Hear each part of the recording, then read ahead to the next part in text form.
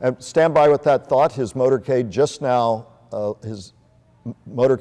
now leaving from Mar-a-Lago, we believe. So as it has, and as it does, let's go to Derek Lowe if we can. We'll wait on this picture for one more moment, see if any other vehicles are coming. But Derek, motorcade, we believe, I say motorcade, the vehicle with the former president. I'm still thinking in presidential terms, but the vehicle with the former president, we believe, just departed. Derek, you're right, near Mar-a-Lago, near the bridge, just west of Mar-a-Lago. So let's throw it to you. Michael, good afternoon, and we have seen now a break in the traffic to suggest that the former president is heading this way. It actually appears now, as you can see off in the distance, maybe a few more vehicles being cleared. It's really unclear at this point if the Secret Service or Palm Beach Police, West Palm Beach Police, if they are going to be shutting down the roads and the intersections as the former president heads to the airport. I know you said that they have now left, according to the pool camera there at Mar-a-Lago. We have yet to see him at this point. We're keeping a very close eye, of course. These last few cars, again, could be making their way through. Perhaps the Secret Service is waiting for a break in traffic to clear the streets for the former president as he heads to the airport and ultimately to the state of New York. Well, he will be staying overnight tonight and heading before a judge tomorrow. It's an excellent point. You know, you don't get presidential level motorcades here, so we can't be precisely certain that the vehicle we just saw depart Mar-a-Lago is the one that the former president is traveling in. You're not going to have the same kind of traffic blocked off for you, and right now we're seeing just normal everyday traffic there. So we're going to have to sort of see how this plays out as we continue to look at your vantage point. As we look at Mar-a-Lago, we have a belief that it's quite possible that the vehicle you saw leaving may be the one based on what we were seeing at Mar-a-Lago, in which the former president is now traveling to PBI from Mar-a-Lago. So the bottom line is we're going to keep our cameras trained on that. Mark Schnapp, while I have you, how do you deal with this from a media perspective with a client like former President Trump, and what jeopardy does he potentially put himself in with his full-throated, high-profile defense of himself? Mark, speak up to that. He's a very unique defendant because in most cases, defendants don't speak, you know, and at most a lawyer will speak on his or her behalf. Let me give you a real concrete example where he caused a problem for himself. In the beginning, in the hush money issue, he denied making any payment or even had knowledge of it. Later, Rudy Giuliani came out and said the exact opposite. Like he said, of course he made the payment. And Trump is his own worst enemy. And so in many ways, it would be better from a legal point of view if he wouldn't speak. I understand from a political point of view that he does feel the need to speak. And, you know, oddly enough, he's raising money from this. So it's the last thing as a trial lawyer that you'd want to see. But, you know, again, he's not your average client. Has he scared off top flight legal talent because of his penchant, which is his right, but his penchant to speak out where lawyers would prefer he didn't? Well, you know, it's interesting you say that. I was at an ABA, American Bar Association conference at the beginning of March. And by the way, just Mark, as we continue to look at Mar-a-Lago, we saw a vehicle leave that we thought might be the vehicle of the former president departing. Again, we can't say that with absolute certainty, but we have camera crews located all the way to the airport. So when it happens, we'll have it as you look live at the bridge just west of Mar-a-Lago. Go ahead, Mark. You were at an ABA conference, and what were you going to say? Yeah, and this came up, and people this really had some of the top flight lawyers in the country, white collar lawyers primarily. All right, and by the way, Mark, continue your thought, but we do believe now that we are seeing the vehicles leaving with the former president from Mar-a-Lago. You see the dark vehicles there heading out of the Mar-a-Lago compound. And I want to, Mark, I hate to make you do this again, but I want to go to Derek again. Hold your thought, because we think, in fact, the motorcade has departed. The mini motorcade, certainly not a presidential style one. Derek, let's go back to you. It does appear they're headed your way. We have yet to see the motorcade, Michael, but it does appear that you are right, because all of the cameras, members of the media, have sort of lined the median here and are awaiting for the motorcade to turn around the corner, and that goes for supporters as well. Everyone has been patiently waiting here for a few hours now, since the wee hours of this morning. Many of the people here are members of the media. Many of the supporters, from what we understand, are on the west side of the bridge, and I can see off in the distance here, this appears to be the motorcade, again reporting from behind the camera to give you the most upfront and unobstructed view. The Secret Service there escorting the former president west over the Southern Boulevard Bridge, as supporters chanting out that they love the former president, and they are awaiting for him to go now towards, again, to the Palm Beach International Airport. Michael. Thank you much, and let's quickly go to Matt Cesney as the motorcade heads his way a bit farther west. Matt.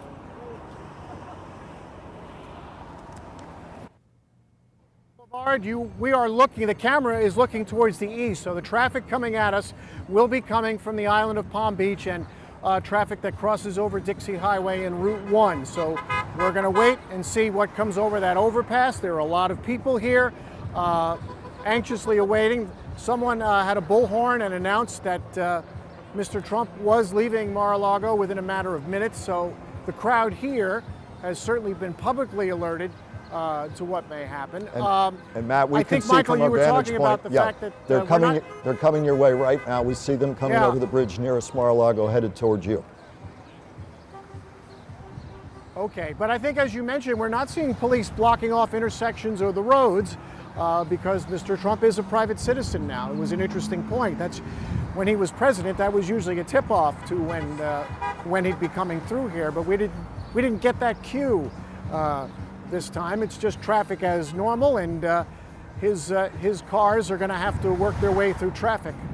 So I understand they might be stopped at a red light. So there's a case in point where you have to just follow the traffic laws and wait. And so that's what we're doing. You might see some of these ralliers crossing the street in front of you. They all want to get a good vantage point and a good look. I tell you, it's been quite an interesting afternoon here with the heavy traffic and the people right up against the sidewalk. It has been somewhat of a concern for West Palm Beach police to try and keep people out of the traffic and out of the traffic lanes. Once he hits this point, he will be just about exactly 3.5 miles from his private plane at Palm Beach International Airport. I think it's a total of about 5 miles from Mar-a-Lago to the airport. So not a far trip, and not a very long trip, even with the traffic being what it is. It's interesting, this crowd that had been really loud for all of the morning has kind of gone a little silent. I think they're sensing the anticipation of him coming over that overpass very soon right now. So, Matt, what is talk about for those just joining us? I don't know. You might have a better vantage point than me. Yeah, we're keeping an eye, Matt. You might have a better vantage point than me from the helicopter. Absolutely. We're watching from Chopper 5 and would anticipate coming past you momentarily. Talk about what Trump supporters have been saying to you this morning as we wait to see the mini motorcade make its way there. Yeah, they're obviously very excited about the presidential campaign. They're also very skeptical about this indictment and the charges that we will learn about on Tuesday. I think, as I mentioned to you, okay, this looks like them coming right now. We're seeing some dark SUVs and a motorcade, and so this will be it. And I imagine, well, they'll get this green light, and so we'll I'll be quiet for a couple seconds and let the crowd tell the story here as it happens.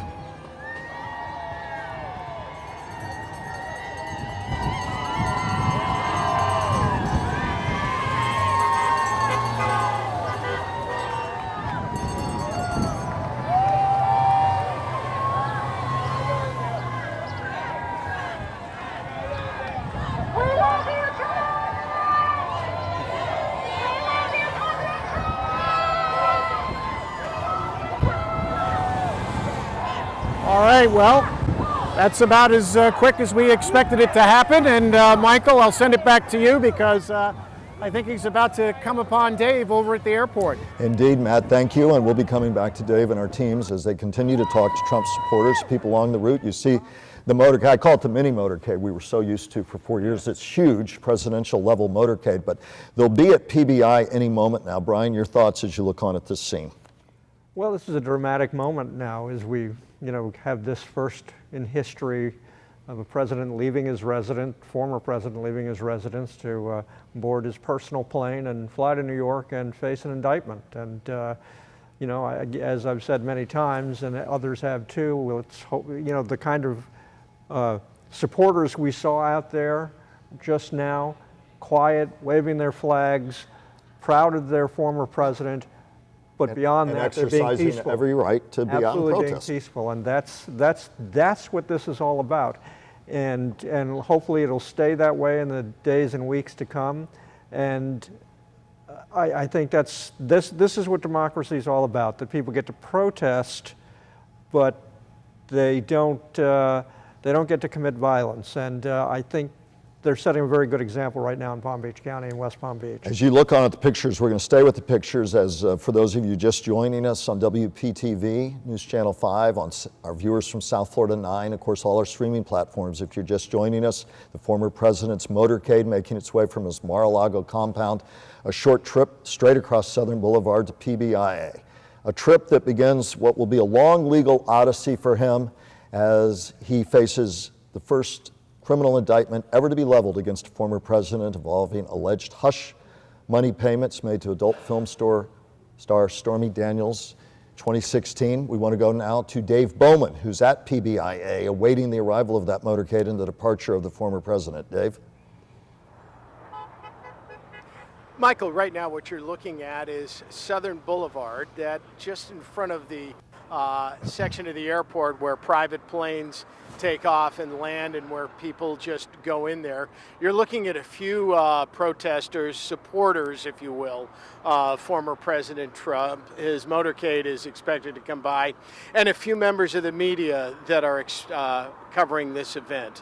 One of the reasons that we believe the president's a little bit behind schedule is because when you look at the arrivals and departures of airline flights at Palm Beach International Airport, there were a few delayed arrivals, flights that should have landed sometime between 10:30 and noon that were pushed back a little bit. So these planes were coming in, they were coming in late, tying up the runway, and some of the departures were about 10 to 15 minutes behind as well. All of them flights from the Northeast to Palm Beach International Airport. We don't know why they were delayed, but nonetheless, that could be one of the reasons why his scheduled departure time, which was supposed to be about noon, was delayed a little bit.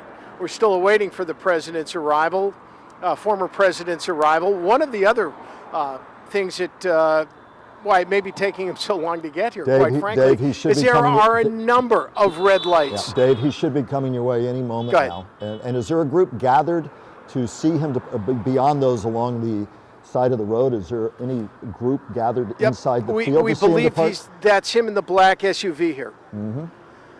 Yes, we see the black SUV coming up. There is, you're only seeing a few of the supporters who are at the tail end of a long area filled with media and Donald Trump supporters.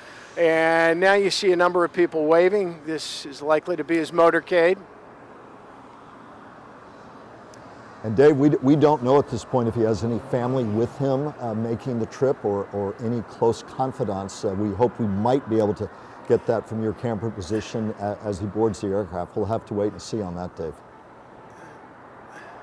We did see as he went by, we could clearly see what we believed to be him. There were dark tinted windows, but we did see a man with a red tie waving to the people as he went by. We do not know if the people in the vehicle with him were family members or just other members of the Secret Service and the security detail. So they will pull in and go straight to his aircraft, which many of you who drive the Southern Boulevard route have seen for many weeks now sitting there, and everybody's been waiting to watch it. We're going to stay on the pictures here, and we will be with them on all of our platforms until the former president departs from New York, expected to stay at Trump Tower tonight, and then he will face arraignment tomorrow. We don't know if he'll make any statements prior to departure here to any assembled pool media at the airport. We don't know what he'll have to say, if anything, when he arrives in New York pre-arraignment, or what he might say leading up to those moments when he heads to the courthouse. Keep in mind, he has a Secret Service detail, and they're highly sensitive, understandably, to making sure there's as much of a bubble around the former president as possible. And so that will play into all of the considerations today and tomorrow. Many early on said, would you see him put in handcuffs? That was immediately put down by a variety of people. Said, listen, he's going to be taken in. The fact is, he is a former president. He's going to be taken in. Secret Service will be with him at every step of the way. He is their charge. They will not be separated from him at any point. He'll be arraigned. Whether he makes a statement in court beyond entering a not guilty plea is unknown. Whether he'll make a statement after he leaves court. We do know he's going to have a big speech planned for tomorrow back here at Mar-a-Lago as you look at his aircraft. And Dave, as he gets closer to that vantage point, we'll go back to you. But while we have them, I want briefly Mark Schnapp, if you're still with us. I have former federal prosecutor Mark Schnapp, and we're going to stay on this picture, Mark. But for those of you joining us now, Mark Schnapp, former federal prosecutor, frame, as we look at this moment, the legal challenges now and ahead, given other potential cases against the former president. Frame for our viewers, all of us non-lawyers, we're looking at now with everything else he faces, and then we'll get the political perspective from News Channel 5 analyst Brian Crowley. First you, Mark. Well, he obviously faces dealing with these particular charges. And again, depending on what they are, which not only, as I understand it, will deal with the hush money payments, which by themselves are not illegal. He will have to, frankly, he has to engage really good lawyers. And I have no idea what his current legal team, what their competency is, but I think that's a really big challenge given all the different cases he's got going on. And Michael, I think one of the things that he needs to be careful about is what he says publicly. You alluded to this before the break, and he's contradicted once by his own lawyer, Rudy Giuliani, when he said he didn't know anything about the hush money payments. And later Giuliani says, well, of course he made them. So he's just not your typical defendant. You know, one of the things that you and Brian have talked about is the fact that he may or may not make a statement today. And of course, he's free to do that, but it's unusual for a defendant to really be doing that, other than we'll fight this in court or something like that. But he's not your typical defendant in any stretch of the imagination. Mark Schnapp, former federal prosecutor, talk about the larger legal gauntlet that he may well face. We do not know that for certain, but we know the other investigations out of the January 6th probe, out of classified documents found at Mar-a-Lago. President Biden faces that same concern when he was vice president, the same concerns about classified documents. So does former Vice President Mike Pence. Also in Georgia, a grand jury probe into whether he tried to change the result of the outcome there. I mean, it's quite unlike any other legal gauntlet in the run-up to a presidential campaign that we've seen, Mark. You're 100% right. I mean, and let's sort of break it down. With respect to the document case, the classified document case, what I think the real issue there is going to be not as much as whether or not he had the documents in his possession, but what he did when he said, well, these are my documents, I can do whatever I want, I can unclassify them in my head, and potential obstruction charges. Just briefly, for those joining us, hold the thought, the former president's motorcade making its way to his aircraft at PBIA, just for you joining and going around the back end of the aircraft. Please continue, Mark. Sure. I mean, and in many ways, I think if he had just returned the documents, the classified documents case would have been a non-issue. But I think unlike President Biden or former Vice President Mike Pence, he didn't cooperate. And I think that's going to be the real problem he's going to have. All right, and hold the rest of that thought. We want to go back to Dave Bowman as the former president getting ready to exit his vehicle and board the aircraft festooned with, of course, the Trump name. Dave Bowman? Michael, right now we have a view that's a little bit obstructed because we've had a few private planes, corporate jets and the like come in, and they're parked in front of the plane. From Chopper, you can see, though, a view of the plane. And the president is expected to board it shortly. There's a ramp down that has there for his belongings and the belongings of his security detail that was put down about an hour and a half ago, getting ready to load his belongings. Since he's expected to come back tomorrow night, one doesn't expect it to be a full load of too much stuff. But the president is expected to board the plane and then take off. We did see one corporate jet head down the runway and head to take off. And there is one commercial airliner that is supposed to be landing in the next 15 to 20 minutes. So we're not sure exactly when or how long the wait on the tarmac will be, but we do know we're getting ready for the final stages of the ex-president to board his plane and then take off and head to New York City to face the criminal charges. And Chopper Michael? 5, and Dave, thank you. Chopper 5 giving you the best possible view, an exclusive view from Chopper 5 as it zooms in on the Trump aircraft. That again, for any of you driving along Southern Boulevard the last couple of months, you've seen the aircraft often sitting there. Former president, what was it, a week and a half ago, had gone to a rally in Waco, but the plane's been sitting there and everybody's sort of been plane watch, waiting for the former president to board. So you'll have your best vantage point, Dave, both from your perspective and your cameras zoomed in, and there's the flight itself, actual wheels up, wheels down to LaGuardia, 2 hours, 15 minutes. Then it'll be to Trump Tower, we are told, for the former president, the mayor of New York City, anticipating, of course, big crowds, huge crowds, either near Trump Tower and also the courthouse tomorrow. And telling people, we understand many of you will come here, but make sure you do it peacefully. Said we have no specific intelligence otherwise, but laying down the markers from the New York mayor's perspective about what they expect tomorrow. Again, whether we'll see the president pre-arraignment, we do not know. Whether he'll make a statement pre-arraignment. You've heard Mark Schnapp say the president, former president, speaks when he wants to, often to the ulcer-inducing concern of lawyers over many years, but that's simply the fact of the matter. Mr. Schnapp, Mark Schnapp, former federal prosecutor, talked about how that can be a legal impediment. If you say one thing, lawyers are always watching. What do you say even in a public venue that we might say doesn't match the record? As we look on at the aircraft, as we wait for the former president to board, we have Dave Bowman standing by. But if I may, Mark Schnapp, for those joining us, I want to go from legal perspective to political. So for those joining us, there's a huge legal gauntlet, both this case, these allegations, January 6th, classified documents, grand jury probe, Orlando. Give viewers the minute 30 synopsis of the legal gauntlet ahead, quite unlike anything we've seen in the middle of an active presidential campaign. Well, the legal gauntlet is challenging. I mean, as a client, he's impossible to deal with. He says a lot of things that are inconsistent with his best defenses. He faces multiple counts in New York, grand jury investigation in Georgia, which I think personally is really maybe the most dangerous to him. Why? Why? Well, because it's very serious. I mean, there you have sort of direct evidence of him trying to tamper with an election, you know, and you have... In Georgia, you're speaking of, allegedly. In Georgia, yeah. I think that is factually is really problematic for him. Then you have the classified documents issue, which, as we started to discuss, he's made it worse for himself because, you know, the real case there is going to be obstruction of justice, you know, more so than the retention of the documents. The things that he said publicly about the fact that these are my documents are going to hurt him, you know, and he should have just given them back without making. In fact, the whole idea, if you recall, the only reason it became public is because Trump himself made it public. And so, I mean, he's his own worst enemy in many, many ways. And then in the January 6th investigation, that, you know, is very serious. But, you know, again, it remains to be seen what's going to happen.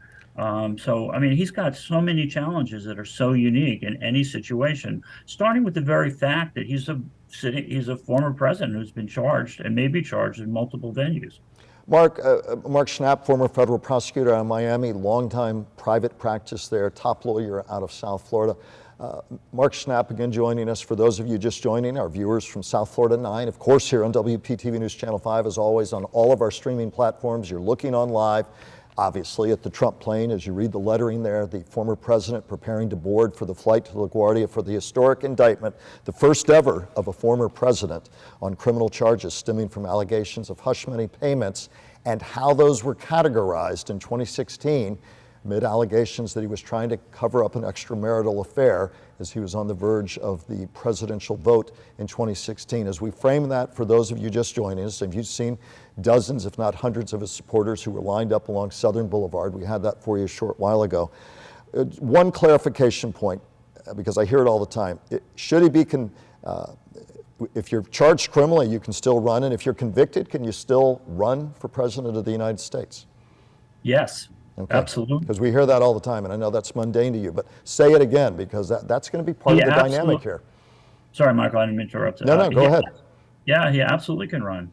And in fact, not only is he going to run, he's using it as a vehicle to raise funds. And Mark Schnapp, not for his defense, but to run for president. And that's a perfect segue. Stand by, Mr. Schnapp. We're going to come back to you as the activity continues to gather. They're bringing out the stairs for the aircraft right now, the Trump aircraft here at PBIA. That's a perfect segue to the political component of this. You heard what Mr. Schnapp had to say. So here you have multiple legal challenges. Brian Crowley, our longtime News Channel 5 analyst, and you're looking at Trump Tower in New York, the bottom of your screen. His destination today, we're told, PBI here at the top of your screen, and of course the aircraft there, and continuing coverage here on air and online.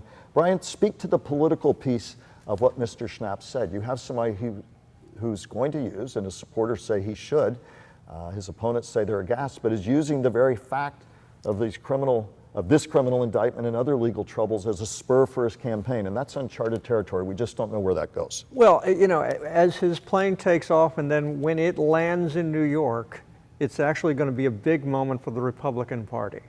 This is when Republicans will have to decide, do they want to be the party of Trump, continue to be the party of Trump, or do they want to separate themselves from Trump? Because this indictment is one of potentially 2 or 3 more.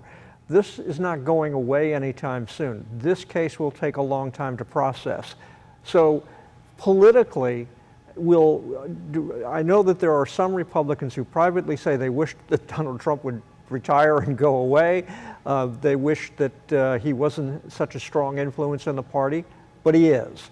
And this is really going to be a moment, how long do the Republicans cling to Donald Trump?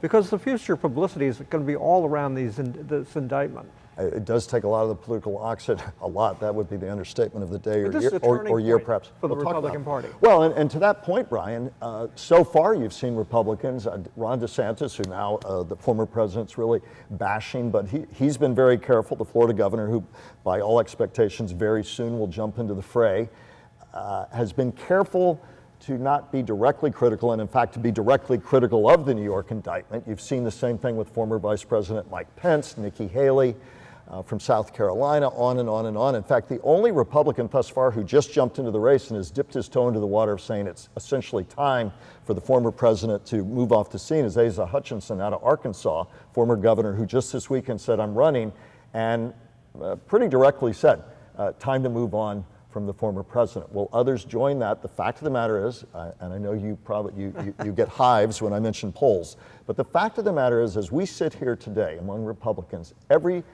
noteworthy and newsworthy legitimate poll suggests that right now today, the former president of the United States, Donald Trump, would be the front runner in Republican primaries to assume the presidency again, at least among Republicans, as we see the Trump aircraft beginning to move. Speak to that, Brian.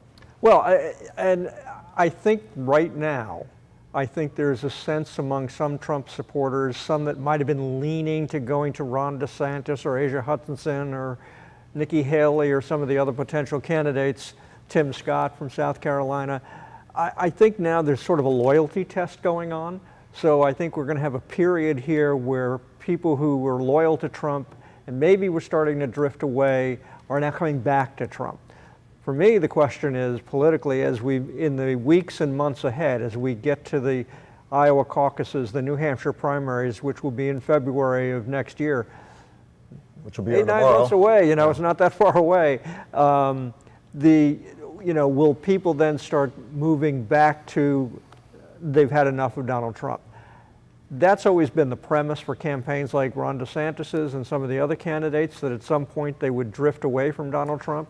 But for right now, they're drifting back to Donald Trump. And it appears. And certainly crucial to this argument, we talk about his base, but when you talk about the broader general electorate and where they will stand, that's a piece of the dynamic sometimes we tend to ignore. Where will the broader part of the electorate that's not involved in politics every day, that doesn't really care about, uber conservative, uber liberal positions, where will they be next year with all of this? And that's where, when you talk about uncharted territory, can you navigate a campaign once you're done with the primaries? That's assuming you get through them.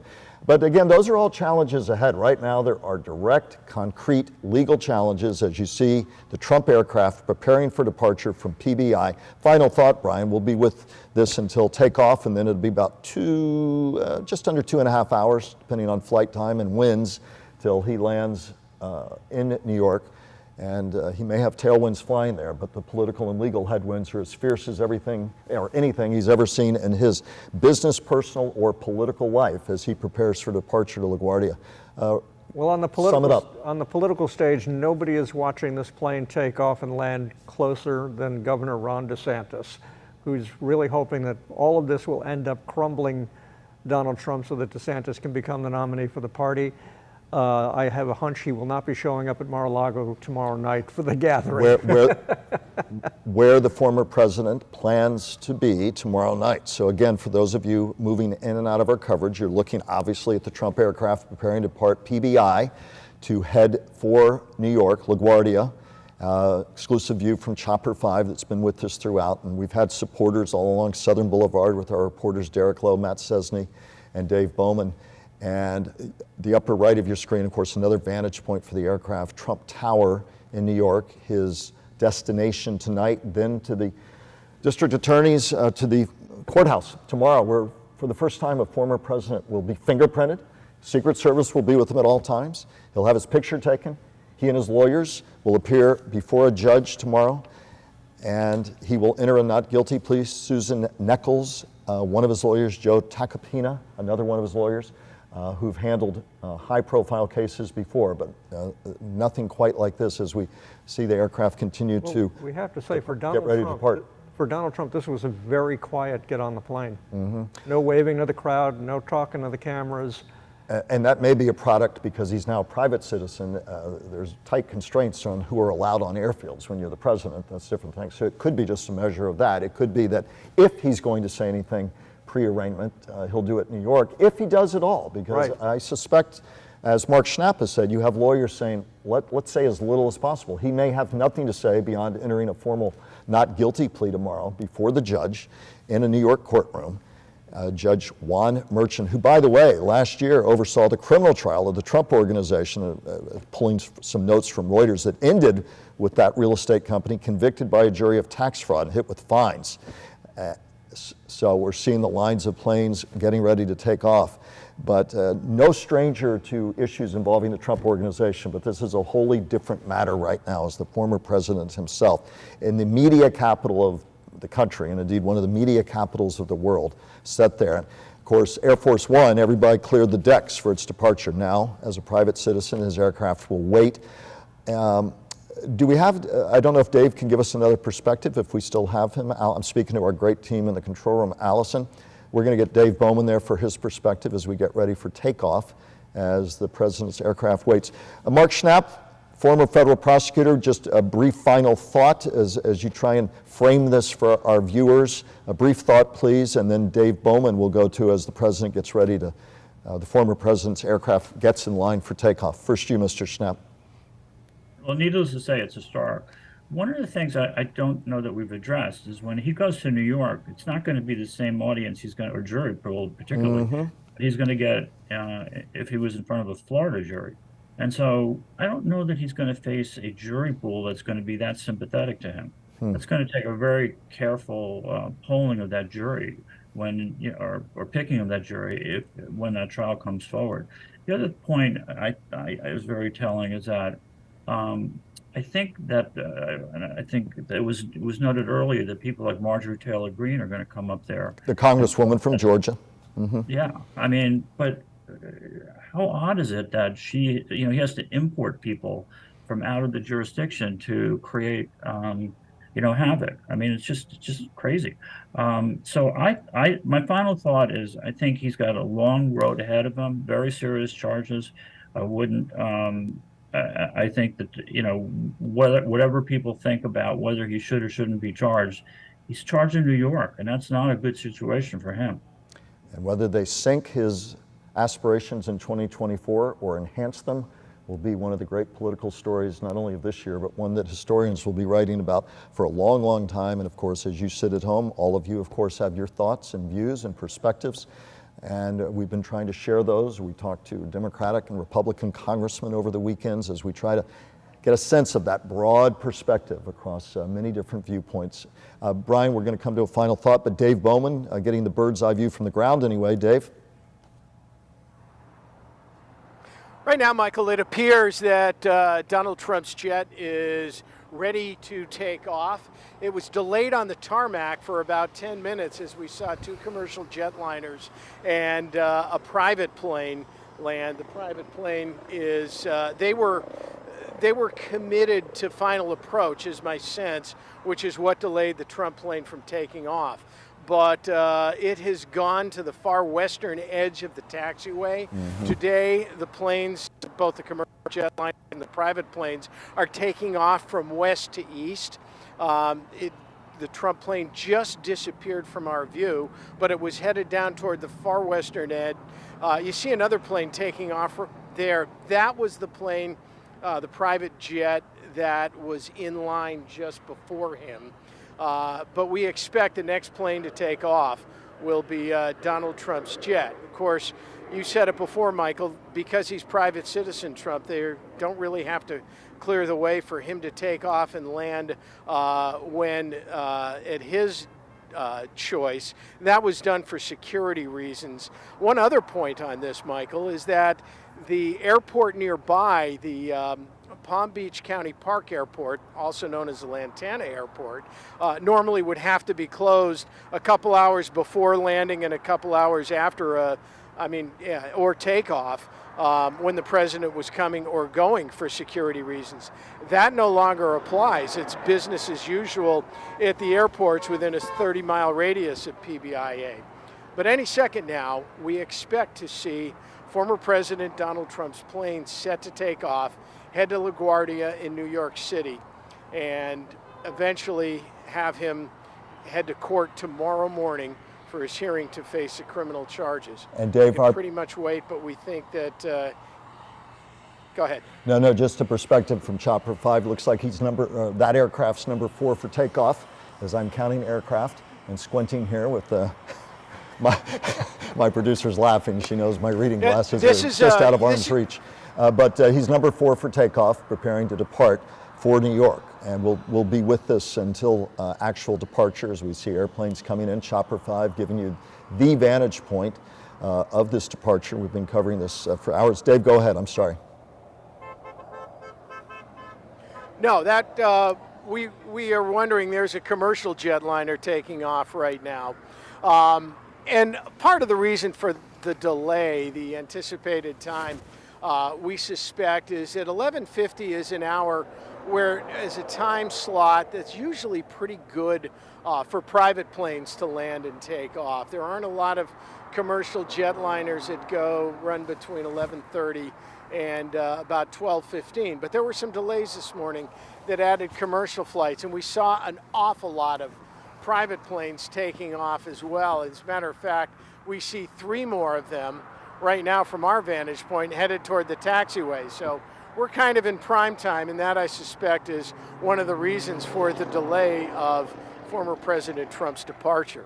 Dave, thank you for your perspective as we continue to look on from Chopper 5. And again, understanding that many of you are coming in and out of the coverage here on WPTV News Channel 5. Our viewers from South Florida 9 with us across all our streaming platforms. We've been with this and will be with this. This, of course, the story will pick up in New York, where we have full coverage awaiting. I'll be at Mar-a-Lago with our team tomorrow night for the anticipated remarks from the former president. You heard Mark Schnapp say be careful what you say, because lawyers are always listening, and lawyers involved in cases, and his own lawyers may prefer he says less.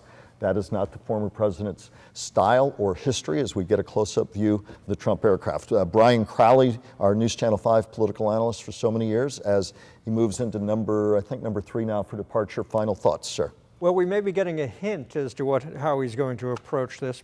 According to The some former reporting president, from that the is? New York Times, aboard the plane are some of his campaign people. I'm sorry, what, sir? Some of his campaign people. Susie Wiles, who's one of his campaign managers. She was also the campaign manager for Ron DeSantis in his first run for governor.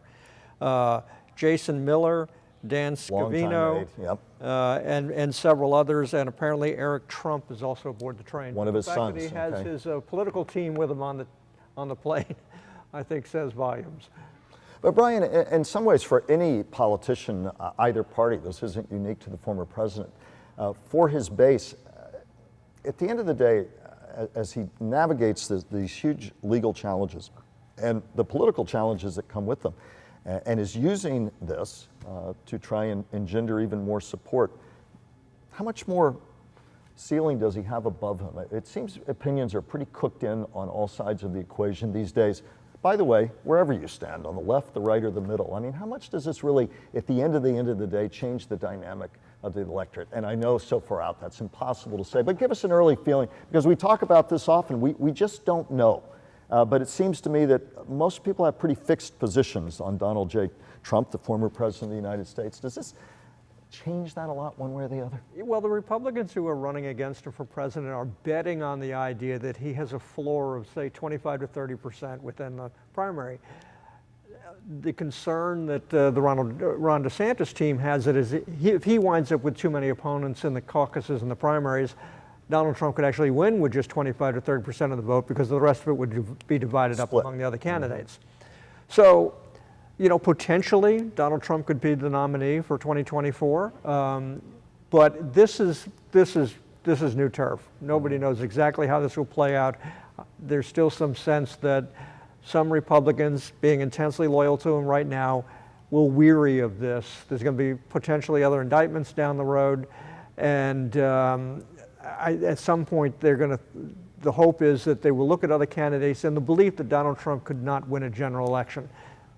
We'll see. And of course, this doesn't happen in a vacuum. The debate about whether, in Democratic circles, about whether President Biden really has the focus for second term. There's been a lot of talk within Democratic circles.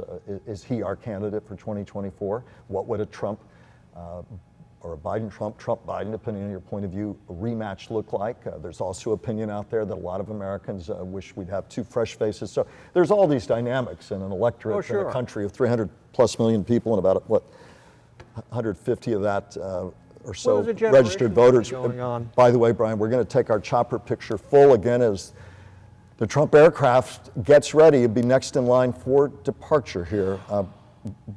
And as we wait, Brian, he's coming around, so he will be next for takeoff here.